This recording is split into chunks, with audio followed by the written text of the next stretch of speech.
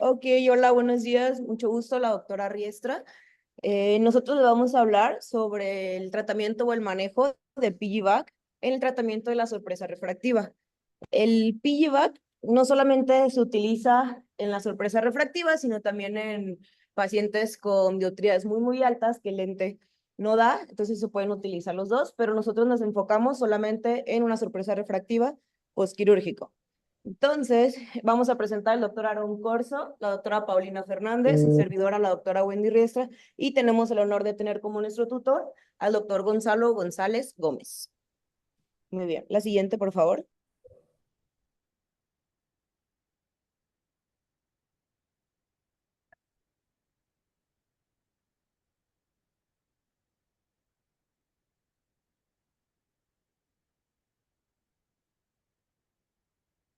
Muy bien, hablando de la semblanza del doctor Gonzalo González, perdón. Él estudió medicina en la Universidad Autónoma de Guadalajara. Después estuvo un año en el Banco de Ojos en el Conde de Valenciana, en investigación a la Aarón, residencia. prende tu micrófono, por favor. ¿No me escuchan? No, no se escucha. Sí se escucha.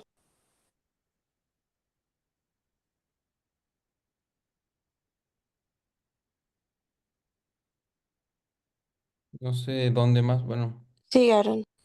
ok. Posterior a esto hizo la residencia en el mismo lugar, en el Conde de Valenciana. Después realizó un año de subespecialidad en segmento anterior en la misma institución y actualmente es miembro de la Sociedad Mexicana de Oftalmología, del Consejo Mexicano de Oftalmología y de la Asociación Americana de Oftalmología. Actualmente funge como director médico de Ángeles Visión, Hospital de Oftalmología en Tepatitlán, Jalisco. Y ya hablando un poco del tema, vamos a tener la historia. La técnica de piggyback inicialmente se utilizaba en lentes de contacto.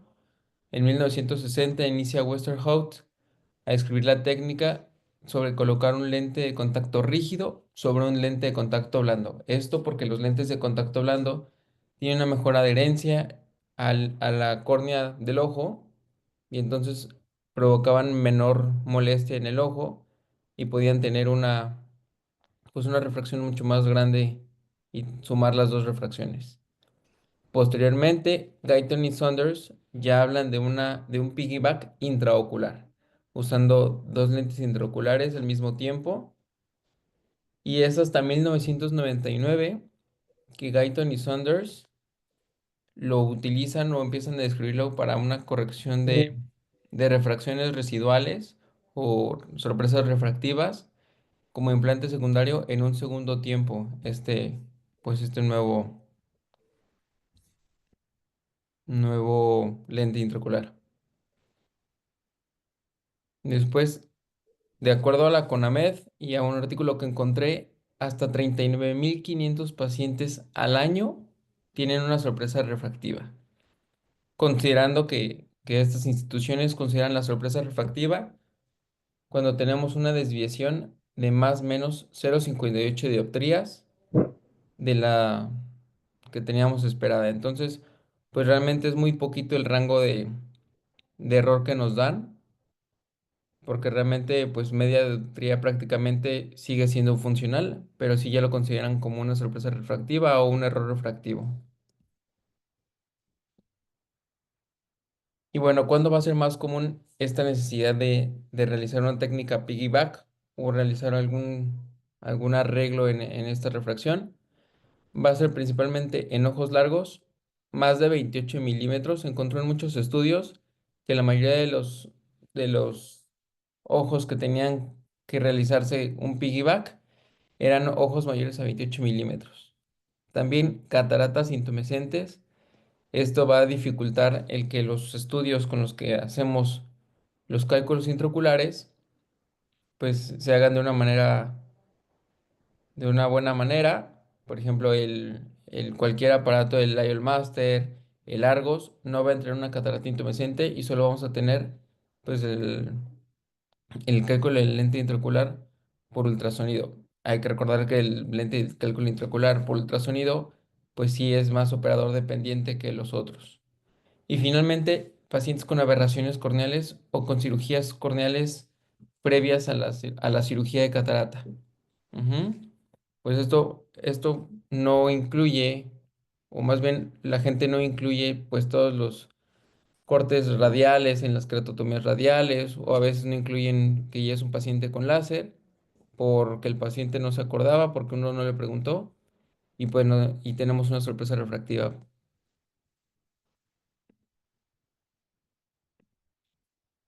¿Cuáles son las indicaciones de este piggyback o cuáles son las indicaciones de esta técnica? Primero vamos a tener la limitación en la potencia dióptrica de los lentes intraoculares. Como ya habíamos hablado, pues hay ojos muy largos o hay ojos muy cortos en los cuales necesitamos lentes con muchas potencias. Y recordar que la mayoría de los lentes intraoculares llegan hasta 30 dioptrías. Después de 30 dioptrías, vamos a necesitar utilizar otra técnica para poder poner un lente intraocular extra o usar el láser o usar lentes de contacto para complementar esta falta de dioptrías que nos van a hacer falta con el lente intraocular. Vamos a tener la progresión refractiva en casos de alta miopía, eso sobre todo en adolescentes y niños que hayan tenido una catarata congénita en la cual se coloca un lente intraocular. Posteriormente, son niños que iban a hacer una alta miopía, necesitan otra graduación muy alta y se puede colocar un lente intraocular. De lo que vamos a hablar, que es la sorpresa refractiva en casos de cálculo biométrico complejo, como comentábamos, ojos largos mayores a 28 milímetros, aberraciones corneales o cirugías corneales anteriores y cataratas intumescentes van a ser como las tres causas más probables. Luego, el interés de una visión cercana después de que el paciente ya tiene un lente intraocular para visión lejana, ya tiene un lente monofocal. Esto pues para pacientes que realmente primero nada más tienen un monofocal, después les interesa la visión cercana, se les puede colocar un lente extra, digo, sin llegar o imitar a un lente multifocal, pero sí parecido. Después vamos a tener la imposibilidad de corregir refracciones residuales con láser, eso lo comentaba, ¿no? Pacientes que tienen el antecedente de una cirugía de córnea previo o pacientes que tienen algún otro problema pues que no podemos utilizar láser, vamos a poder utilizar esta técnica de piggyback. Y al final vamos a tener la dificultad de realizar un intercambio de lente. Esto porque hay veces, y creo que pasa en algunas veces ahí con nosotros, comprometemos el complejo lente intraocular bolsa. Hay veces que ponemos lentes en bolsas no tan estables, pero que son capaces de soportar el lente. Y entonces manipular todavía más esa bolsa, corremos el riesgo pues de que podamos romper esa bolsa y se complique más la cirugía. Entonces, mejor ponemos un lente intraocular extra. En cuanto a las contraindicaciones, vamos a tener la primera que va a ser debilidad sonular. Esta debilidad sonular puede ser ocasionada por traumas o por síndromes pseudoexfoliativos. Y bueno, el poner o colocar algún lente intraocular extra en el espacio, pues puede agravar los cuadros de liodonesis. También vamos a tener las sinequias posteriores. Las sinequias posteriores hay que recordar que se encuentran entre el iris y la cápsula y hay veces que se pegan al lente intraocular. Entonces, si tenemos ya un paciente que tuvo uveitis y que desarrolló sinequias posteriores, el meter todavía un objeto, aunque sea biocompatible, nos puede exacerbar cuadros de uveitis. Después vamos a tener la dispersión pigmentaria, que va a estar principalmente asociado a glaucoma o a presión elevada, incluso en lentes que están diseñados, ahorita mi compañera Paulina va a hablar de ellos, que están diseñados para ir en sulcus, pues pueden agravar la situación de esta dispersión pigmentaria y esto pues también nos limita a tener o a buscar una técnica más conservadora como la láser y finalmente el bajo contenido endotelial. Hay que recordar que en todas las cirugías de FACO perdemos un 30, un 20% más o menos. de conteo endotelial. Entonces, si ya por el ultrasonido perdimos determinadas células y todavía volvemos a manipular la córnea para volver a poner un lente intraocular, podemos disminuir este conteo endotelial y afectar la córnea y mandarla a una descompensación corneal. Hola, ¿sí me escuchó? Sí. Excelente. Les voy a hablar un poquito de los tipos y diseños de los lentes. Hay lentes que se pueden poner en sulcus y hay lentes que están diseñados para ponerse en sulcus. Normalmente nosotros ponemos los lentes que se pueden poner en sulcus y no los que están diseñados porque hay problemas ahí en las aprobaciones de estos lentes. Vamos a empezar a hablar del Sulcoflex. Este va a ser un lío acrílico hidrofílico de una sola pieza, con una áptica ondulada, como se ve aquí en la imagen. Esta áptica va a tener una angulación de 10 grados y va a tener un diámetro óptico de 6.5 milímetros y una longitud total de 14. La cara posterior es cóncava. La mayoría de los lentes que están diseñados para ir en sulcus van a ser cóncavo convexos. Este tiene tres tipos de lente: el Sulcaflex Aspheric, el Sulcaflex Toric y el Sulcaflex multifocal. Estos, a su vez, tienen diferentes dioptrías, alcanzan diferentes dioptrías. El Sulcoflex Aspheric es de más 5 a menos 5 dioptrías. El tórico es de menos 3 a más 3 dioptrías. Y el multifocal va a ser igual, de menos 3 a más 3 dioptrías. Entonces, dependiendo de lo que necesites, pues vas a colocar el lente. Claro, si tú tienes un paciente que ya está operado de un lente monofocal y te dice quiero ver de cerca y de lejos, puede ser candidato a un Sulcaflex multifocal sin problema, dependiendo, claro, de otras cosas. Vamos a hablar también del EvoVision ICL, fabricado colámero. Hay ópticas variables entre 5 y 6.1 milímetros. El diámetro también va a ser variable. Es esférico y también puede haber tórico.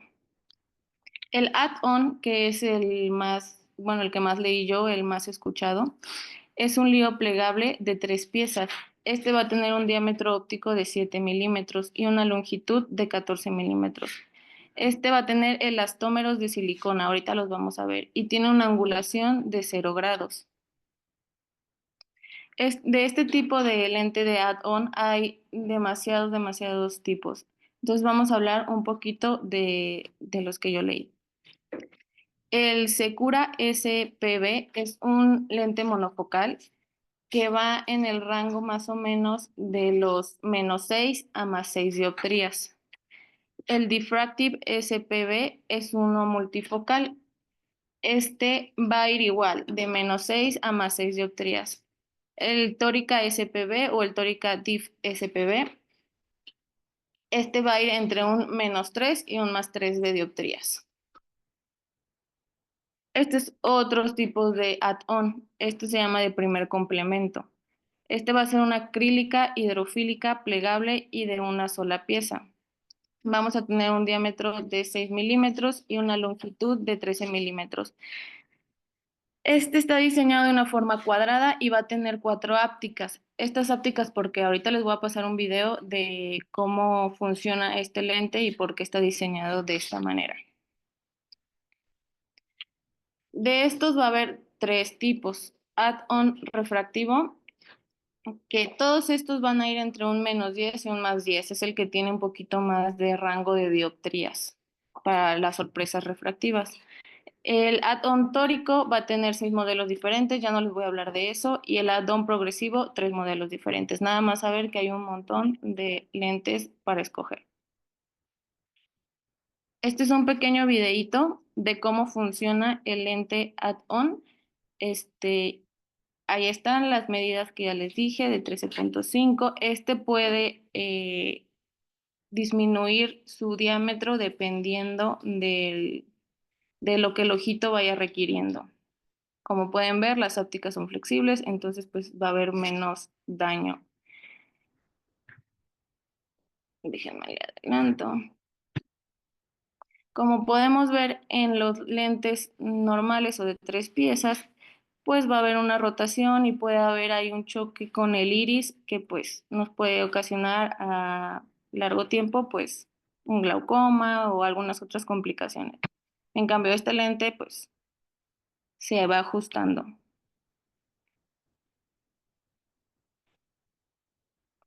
Así es como se va a ver. Obviamente en la técnica quirúrgica se va a hablar un poquito más adelante, pero se tiene que dejar un espacio justamente para que no haya unas membranas entre lente y lente y pues en vez de mejorar la vista, nos perjudique.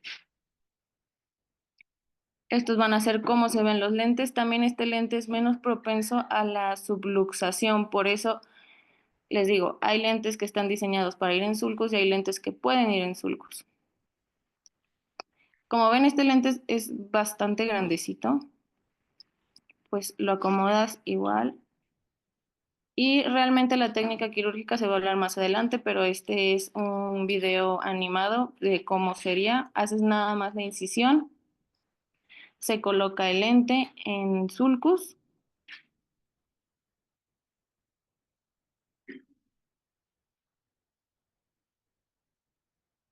y lo acomodas y sería todo lo que se hace. ¿Cómo vamos a calcular el lío en estos pacientes? Se calcula normalmente con la interferometría o la inmersión como cualquier otro cálculo. ¿Qué fórmulas vamos a hacer en las sorpresas refractivas? Pues como ya habíamos hablado en las fórmulas de los cálculos, se puede usar en ojos cortos, Coffer-Q, Haggis o Holaday 2. El Barrett está en todas las medidas, así que pues es como la universal. En ojos largos se puede usar SRKT, Haggis o Holaday 2. Y hay algunos doctores o en la literatura mencionan que algunos doctores hacen las topografías corneales. Esto va a ser muy subjetivo de cada doctor, cómo le guste hacerlo, si a lo mejor va a valorar un PGVAC versus un LASIK. Entonces, ya sería cuestión de decisión del doctor. Hay muchos métodos, leí demasiados métodos para calcular las queratometrías. Este es uno de los que leí más, que es el método de la historia clínica. ¿Cómo lo vamos a sacar? Esta va a ser una queratometría, vas a sacar la queratometría posoperatoria, que esta va a ser igual a la queratometría posoperatoria más el equivalente esférico menos el equivalente esférico posoperatorio. Hay varias fórmulas, hay unas más fáciles que otras, entonces nada más sería cuestión de, pues si vamos a hacer un piggyback, pues calcular bien estas fórmulas. En este artículo, se me hizo muy interesante porque es pues de los efectos de un lente intraocular piggyback fijado al surco sobre las disfotopsias negativas. Estas disfotopsias negativas se presentaron en 3 pacientes. El número de pacientes fue muy pequeño, pero lo que hacían era, usaban un software que trazaba un rayo para simular la iluminación periférica de la retina. Estas disfotopsias, a la hora de que ellos operaron y pusieron el piggyback, se dieron cuenta que el perímetro de la luz adicional no alcanzaba el lente intraocular. Y a la hora de poner el piggyback iluminaba más extensamente la retina periférica, lo cual quitaba estas disfotopsias de los pacientes. Como se puede ver en la imagen, ya con la implantación de un lío secundario, ya abarca más la iluminación hacia la retina periférica y se quitan estas disfotopsias, estas sombras, estas molestias de los pacientes. Entonces, pues no solo el piggyback es para mejorar la visión, sino para quitar algunas molestias, que es muy poquitos números de pacientes, pero pues fue un resultado de 100 de 100. Entonces, pues también valorar eso. Bueno, aquí las dejo con mi compañera Wendy. Muy bien. Ahora les voy a hablar sobre los tipos de técnica o más bien dónde podemos colocar los lentes. Como ya se han venido mencionando, tenemos la que es saco y sulcus, que es la más común, es la más segura. Como mencioné, el primer lente va a ir en el saco capsular y el segundo lente lo vamos a colocar en el sulcus ciliar, justo por delante del saco. ¿Qué ventajas tenemos? Que esto nos va a dar una mayor estabilidad. Va a haber una baja incidencia o opacificación entre los lentes porque van a tener un mayor espacio entre ellos y vamos a evitar fricción directamente entre los lentes intraoculares. Tenemos, pero ya las siguientes dos son menos usadas, que es ambos lentes en sulcus ciliar. Esta definitivamente es la menos común de las tres opciones que tenemos. La vamos a utilizar cuando no tenemos una cápsula posterior, ya sea en pacientes con trauma o alguna cirugía complicada donde tuvimos una RCP y tuvimos que colocar el primer lente en sulcus. ¿Qué pasa? En esta se utilizan lentes de 3 piezas comúnmente y el riesgo obviamente es una inestabilidad, porque como comentó mi compañera Paulina, los lentes de 3 piezas, a diferencia de los de piggyback, te dan menos estabilidad y se pueden luxar. Entonces imagínense ahora poner 2, pues obviamente nos puede provocar un aumento de esta inestabilidad. Va a provocar también una mayor fricción, ya que los dos lentes se encuentran básicamente pegados. Nos puede provocar una uveitis. Va a haber contacto o puede haber contacto con el iris y provocar disfotopsias al paciente. Entonces, en vez de nosotros quizás darle una mejoría, el paciente puede tener más molestias de las que nosotros quisiéramos. Y por último, tenemos los dos en saco. Este solamente es en ciertos casos cuando no tenemos, solo se ponen, perdón, si hay suficiente espacio en el saco capsular. Los dos se colocan en la misma cirugía de preferencia dentro del saco capsular. Igual, ¿cuál es la ventaja de esto? Que al ponerlo los dos al mismo tiempo y los puedes manipular de mejor manera, vas a lograr una óptica muchísimo mejor y más preciso. Hay mayor riesgo de pacificación interlenticular, al igual que el sulcus, ya que los dos lentes pueden estar mucho más pegados o están en contacto estrecho y pueden provocar una fibrosis acelerada. La siguiente. Muy bien, hablando de la técnica quirúrgica, pues realmente en todos los lugares donde lo leí menciona que cualquier cirujano que domine muy bien la facoemulsificación puede realizar este tipo de técnicas. Se menciona que es relativamente sencilla, pues yo no lo he intentado, entonces no sabría decirles, pero menciona incisiones ya sea de 2.75 hasta 3 milímetros corneales. Se va a llenar la cámara anterior con el visco para obviamente ampliarla. Vamos a inyectar lentamente el lente intraocular. Ya que terminamos de inyectarlo, hay dos maneras de guiarlo, ya sea que el áptica guía vaya directamente en el sulcus o colocar todo el lente en cámara anterior y después irlo colocando por debajo del iris, ya sea en la segunda parte, que si primero metes el áptica guía, pues la segunda áptica hay que colocarla debajo del iris. También tenemos que debe haber una separación entre el lente intraocular del saco y el lente intraocular del sulcus, que como les dije es la técnica pues mejor, por así decirlo. Y por último, se retira lo que es el viscoelástico con IA y vamos a hidratar las incisiones colocando de preferencia antibiótico intracameral. La siguiente, por favor. Este es un video de igual como lo puso la doctora Paulina, nada más que pues este ya no es animación, es un lente real. Aquí es una paciente que va a tener un error refractivo de hipermetrópico de 2 dioptrías. Se realiza primero las microincisiones de 1 milímetro para poner la inyección, la anestesia, perdón, intracameral. ¿Le puedes poner pausa, Pau, porfa? Ok. ¿Qué ven en ese lente? Es tórico, excelente. Listo, Pau. Dale, entonces ese paciente ya se le ha puesto un tórico. ¿Cómo saben que es tórico, Gus? Muy bien. ¿Y si no tiene puntitos?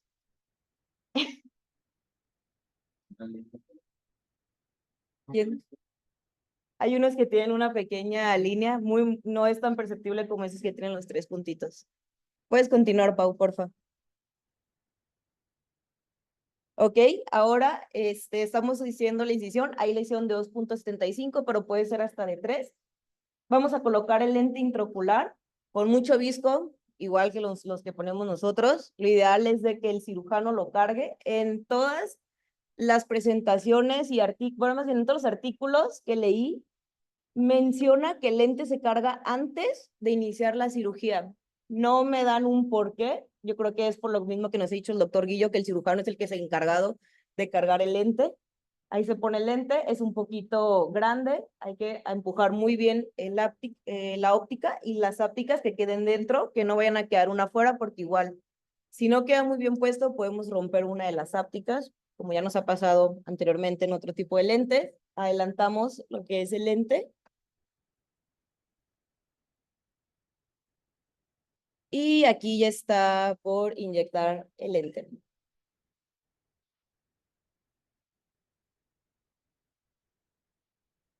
¿De cuánto? 2.75 a 3. La del video es 2.75. Y pues la verdad se ve muy bonita. Ahí está el lente entrando. Lo va a terminar de acomodar. Como dice ahí, el lente está en sulcus.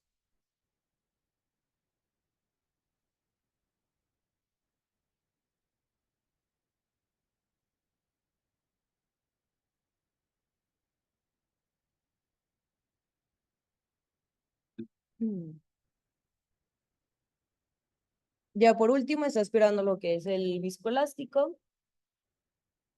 de la cámara anterior y va a colocar el antibiótico.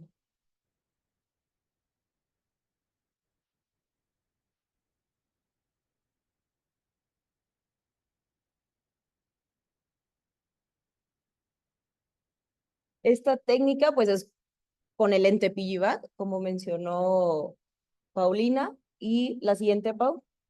El siguiente video que les quise poner es un Piggyback con un lente de 3 piezas para que vean los dos, pues las dos caras de la moneda, ¿no? ¿Por qué? Porque igual el Piggyback, nosotros todavía no está, la FDA no lo tiene, ni Estados Unidos lo maneja. El siguiente, Pau, por favor. Ahí está. Okay. Esta igual fue una paciente que tenía una graduación muy alta y primero se puso un monofocal y 2 meses después de que bajó la inflamación y había cicatrizado, el doctor ahí decide colocar un lente de 3 piezas.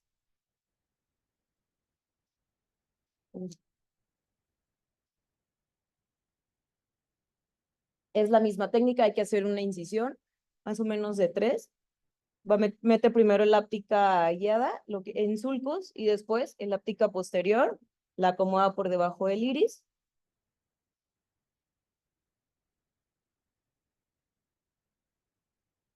Va a aspirar visco.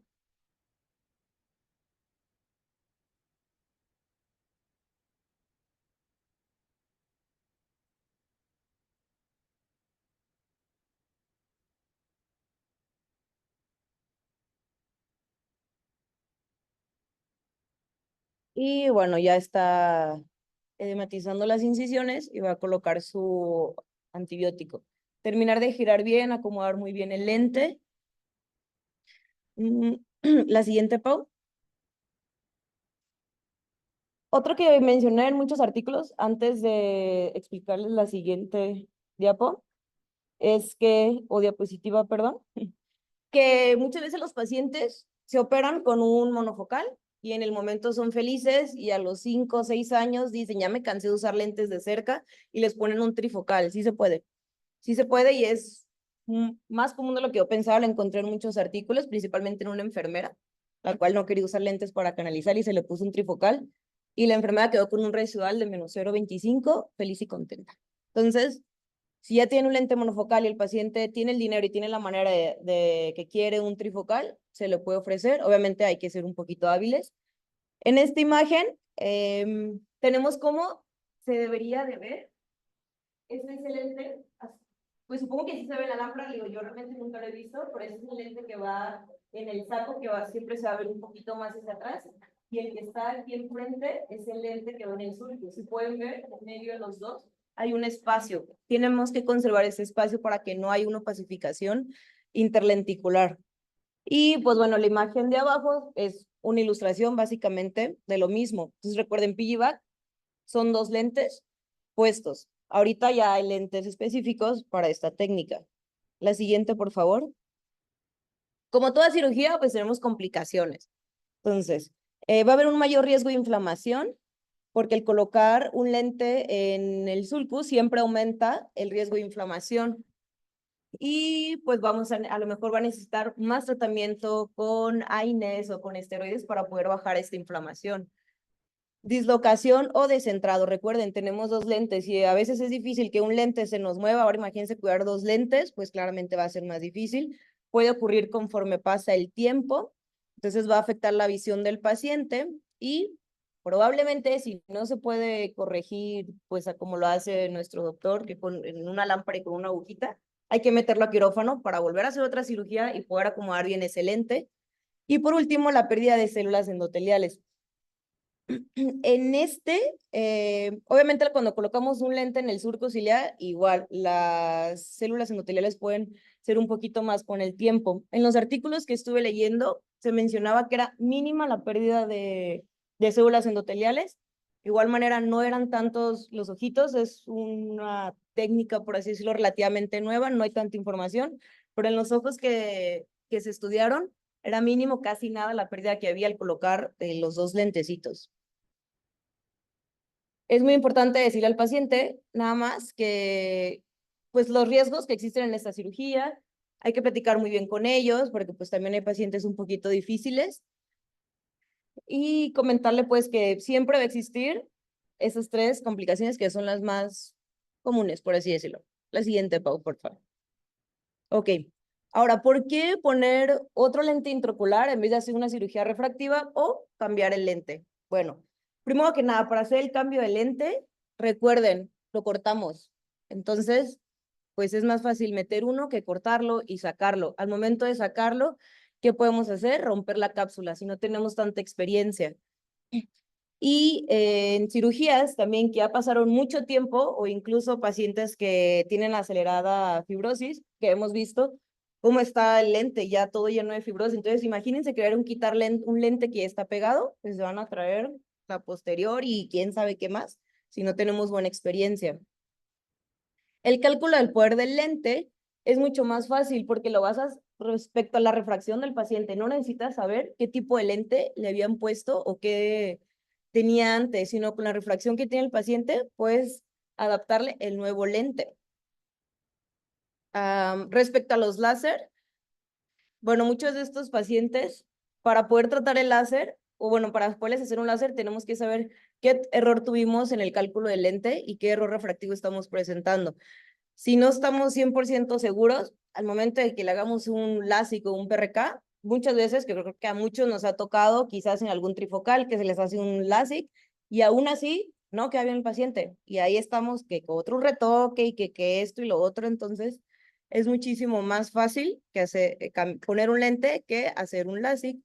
Y por último, en las cirugías refractivas podemos inducir problemas en la córnea, como ojito seco. Entonces el paciente tampoco va a estar feliz, aunque esté viendo 20/20, pero su ojo se seca cada 2 segundos. Entonces va a estar, doctora, veo bien, pero no estoy a gusto. Si ponemos un lente, además, podemos inducir las aberraciones de alto orden. Y lo mejor de esto es que al final de cuentas es una cirugía reversible. Entonces, si el paciente en un momento dice, ya no quiero, pues lo quitamos. La siguiente, por favor. Ok, en este estudio que se hizo en el 2019, es un estudio prospectivo donde se utilizaron los ICL. Ya están queriendo implementar los ICL también para la fórmula o para la técnica de piggyback. Aquí se hizo un residual después de haber implantado unos lentes multifocales. Fueron 24 ojitos con 23 pacientes con una edad media de 57 años. Todos tienen una agudeza visual menor a 2 líneas después de su cirugía. Entonces, importante, esos pacientes fueron pacientes que no tuvieron complicaciones, que el lente estaba en saco capsular y no tuvieron obviamente una ruptura de la cápsula posterior. Se hizo el seguimiento al posquirúrgico de un día, a la semana, a los 3 meses y a los 6 meses, en los cuales todos habían tenido, o la mayoría más bien, tuvo una agudeza visual de 20/20 en el 85% y del 20/25 en el 96% de los ojitos. No tuvieron cambios de presión intraocular alta, se mantuvieron estables. No hubo pacificación de la interfaz. Aquí se colocó el lente uno en saco y el otro en sulcus. ¿Cuál es el inconveniente de esto? pues que los ICL no están todavía aprobados para pacientes pseudofacos, solamente están para pacientes fáquicos. Y la siguiente, por favor. Ok, como conclusiones, pues bueno, la implantación de un lente intraocular suplementaria adecuadamente está diseñada y es segura y eficaz para corregir un error refractivo residual o la sorpresa refractiva. Los dos implantes se pueden realizar en la misma cirugía o en diferentes cirugías. Si es una sorpresa refractiva, obviamente tiene que ser en una segunda cirugía porque pues no somos adivinos y no sabemos cuánto nos va a quedar. ¿Cuándo se puede implantar? Depende del cirujano. Leí que puede ser desde 2 semanas postquirúrgico hasta 1 o 2 meses. Puedes volver a poner otro lente. Cuando se ponen en la misma cirugía es porque tienen dioptrías muy altas. Para hacer el cálculo de la potencia del lente intraocular es más predecible que un intercambio de lío. Y la implantación de un lente intraocular secundario, como les dije, es un procedimiento reversible. Entonces nos va a corregir una gama más amplia de los errores refractivos y tiene resultados refractivos estables a largo plazo. Ok. La siguiente, por favor. Muy bien, por nuestra parte es todo. Le cedo la palabra al doctor Gonzalo si quisiera darnos un poquito de su experiencia. Hola, buenos días. Estoy viendo el, el curso la presentación que está muy bien hecha. Felicidades a todos que lo hicieron, porque no es fácil hablar de esto, puesto que mucha gente no lo hace. Aquí en México, hay poca gente que lo hace en México y prácticamente yo debo decir lo que estamos haciendo. Doctor Aaron Corso, gracias, felicidades. Paulina Fernández, felicidades. Wendy Riester, felicidades.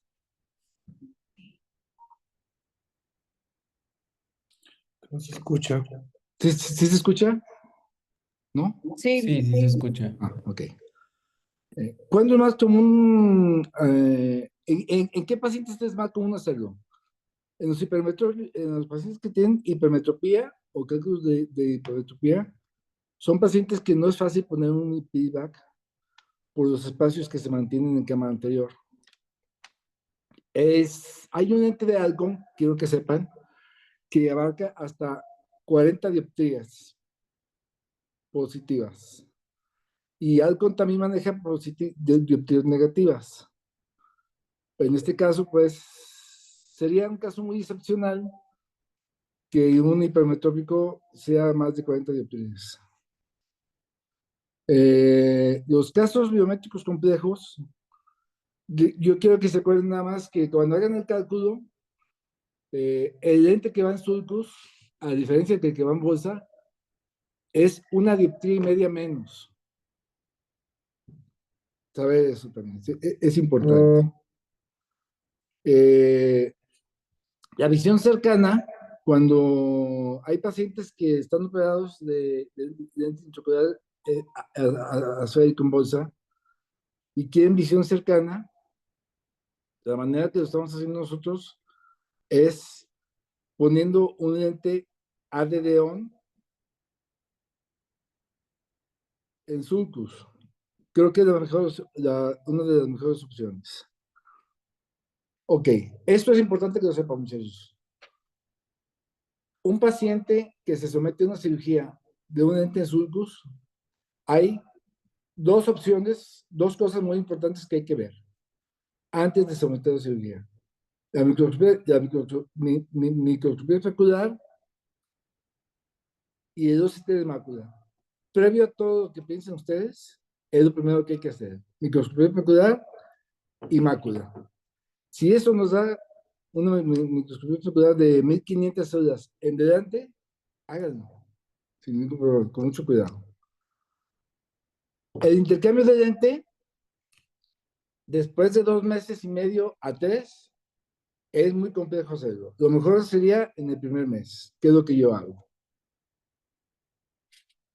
En las contraindicaciones, faltó hablar de mácula, que es importante. Hablaron de microscopía especular muy bien. La densidad celular de 1500 células en adelante es cuando se puede hacer un intercambio con mucha seguridad.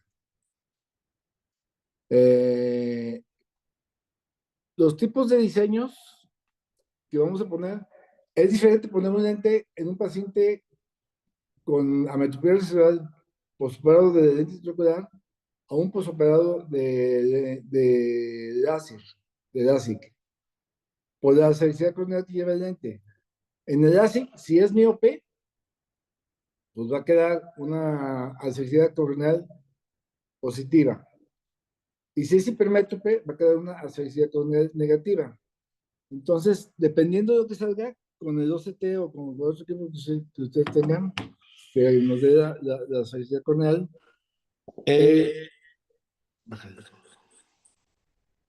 es importante. Bájale la voz.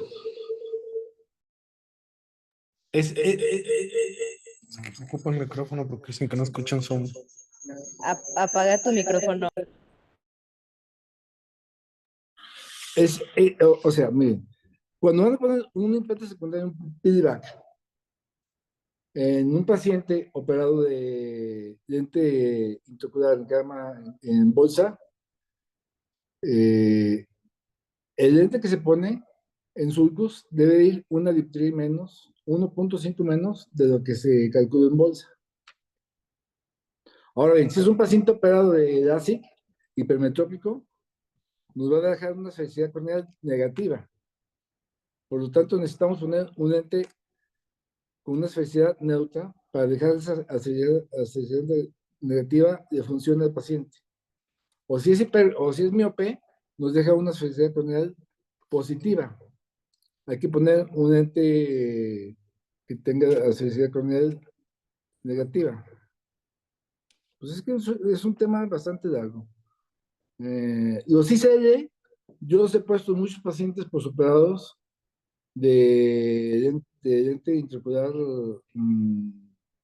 aceico en bolsa y me ha dado muy buen resultado porque el cálculo que se hace del ICL es un cálculo en un calculador que nos da la graduación exacta y ahí no hay que ni sumar ni restar. Lo que nos da eso es.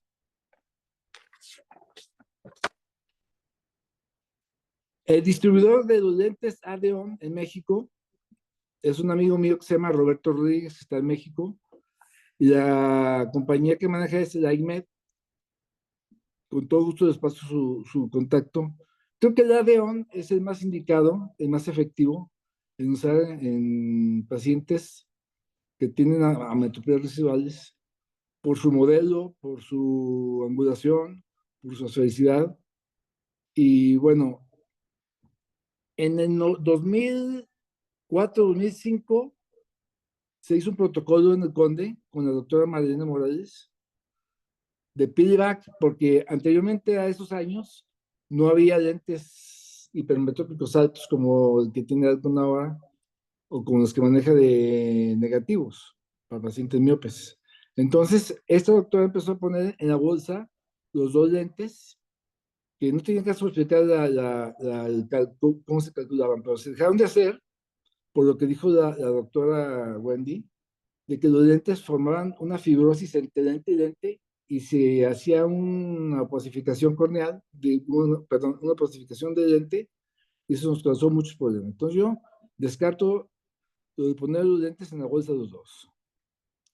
Y esto que dijiste es muy importante, dejar el espacio ese y medirlo después de haber puesto de 0.5 milímetros. El cálculo en los pacientes se puede hacer, como dijiste, efectivamente. Si tiene de 18 a 22, Hoofer Q, Haggis y Hodaday. Si es de 22 a 26, Barrett, que es, yo lo hago con el Ayo Master. Y si es miope alto, pues se usa Haggis también.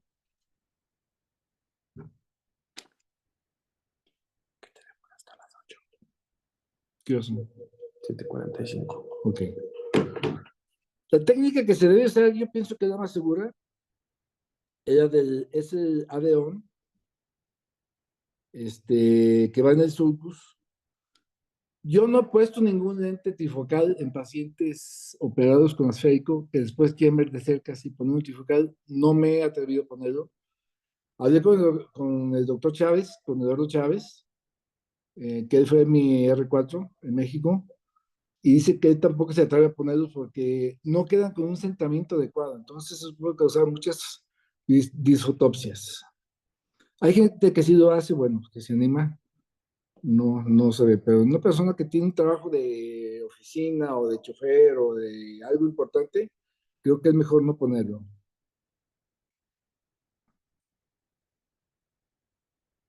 Ok.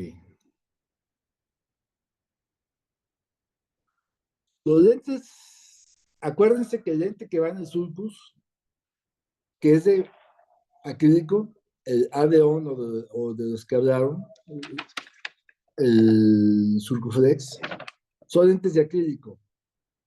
Y ese tipo de lentes, cuando se ponen en sulcus, se va a pegostear el iris o su cara posterior del iris hacia el lente.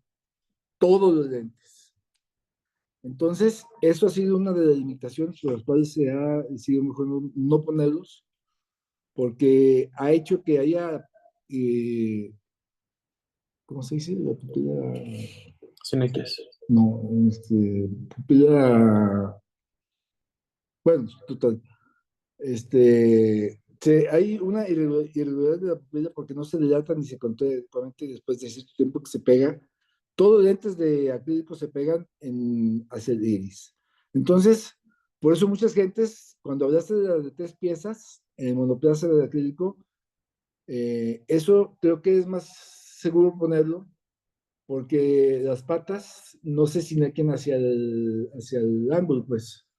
Tú puedes sacar las patas sin ningún problema después de cierto tiempo. Otra de las cosas que es importante que sepan es que el ADD-ON o el lente trifocal en piggyback o de la marca que sea, el centramiento no va a ser muy exacto porque no está en bolsa. Entonces, eso ha sido una de las causas por las cuales no lo hemos hecho tan frecuentemente.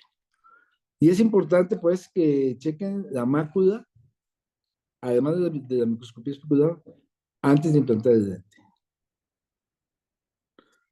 Hay un lente nuevo que entró a México este año,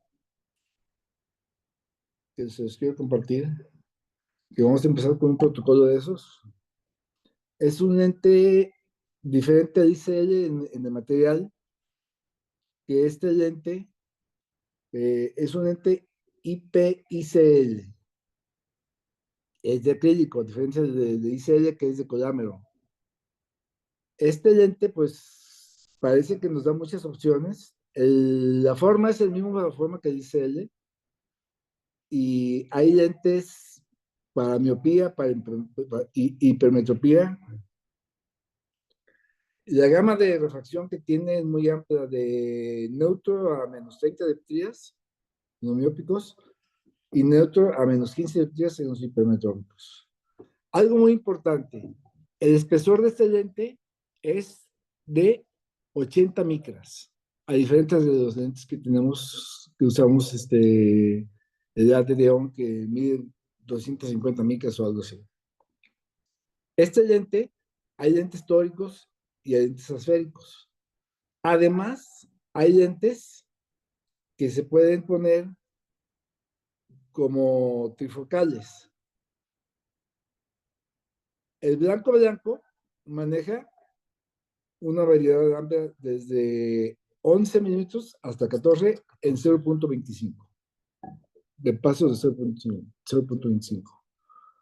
Y bueno, esto lo vamos a empezar a hacer en Puerta de Hierro y yo aquí, en pacientes con ametropías residuales, que sí estoy muy de acuerdo en que si tocas córnea en una ametropía residual a un paciente adulto arriba de 50, 60 años o hasta más joven, puedes tener muchos problemas con la superficie ocular en cuanto a visión, que te va a dar muchas molestias de la capa de lágrima.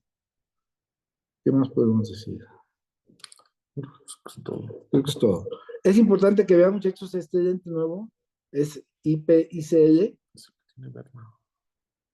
lo está metiendo a México un amigo mío que se llama Bernardino, que trabajaba en SAIS, y ya se está implantando en México, está en más de 20 países.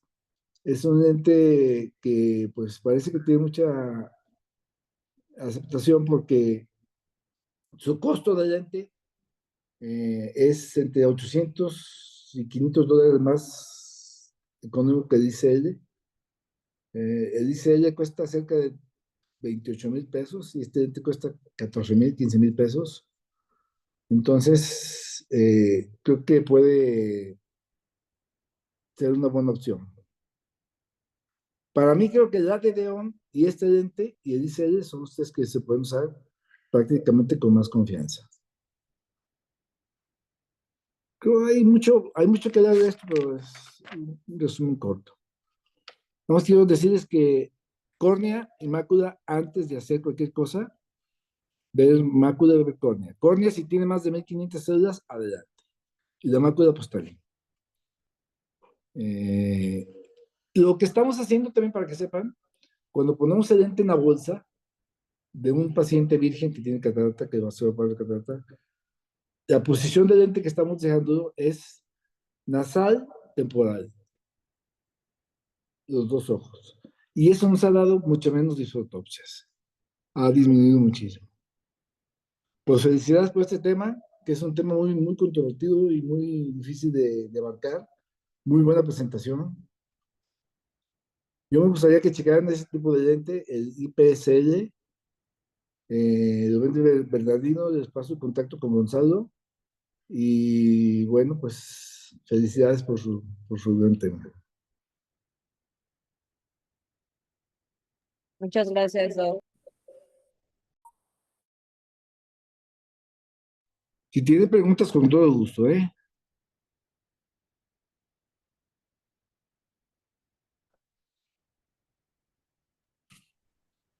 Creo que aquí en el auditorio todo viendo. Ah, que no hay preguntas. ¿No preguntas? No. Doc, yo tenía una pregunta que no encontré muy bien en ningún artículo. Así como en todos los ICL se hace un OCT de segmento anterior para ver el volt que queda, el espacio, ¿también aquí se recomienda o realmente con que no veas un roce? No, sí, hay que medir lo que sea arriba de 0,5. Hay que medirlo. Y ¿sabes qué? El problema por lo que se ha dejado de usar es porque los lentes de sulcus, la mayoría como de Adeon, son de acrílico, y de acrílicos después de 3 meses se sinequia y nos da ves muy irregulares. Pues lo más indicado en un paciente que sea que tenga una metropía residual alta, pues se pone el unicel, si es joven, ¿verdad? Ujú. Pero lo dejamos usar muchas veces desde 2005, 2006 que empezamos con esta técnica, precisamente por lo que pasaba con la pupila, que se ponía muy irregular, muy sinequeada con ese tipo de lente. Que todos los lentes acrílicos que van en sulcus, que no sea 3 piezas, se va sinequeada la pupila. Y para sacarlos después de 3 meses es muy complicado. Ok, muchas gracias, Doc. Me gustaría que vieran este tipo de lente que les digo, el IPSL. No sé si lo conocen. Creo que Bernardino se nos había dicho algunos, pero no ¿No? todos. No. Que les den una buena plática de este lente y del ADON, hablar con Roberto Rodríguez de cómo se calcula el lente, que es importante, y qué tipo de lentes hay y quién lo está poniendo en México.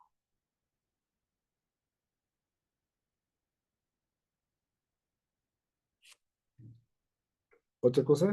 ¿Preguntas? No, que todo bien. Todo bien, Doctor, doctor, gracias. la curva de aprendizaje para colocar este lente, ¿cómo le fue a usted en esa cuestión? Como hasta el cuarto lente me puse bien, tercero y cuarto. ¿Ella dices? Sí. Sí, doctor. Pues cualquier cirujano de segmento anterior ocupa 2, máximo 3 lentes para ponerlo. Con todo gusto lo hacemos cuando quieran, ¿no, muchachos? Muchas gracias, doctor. Sí.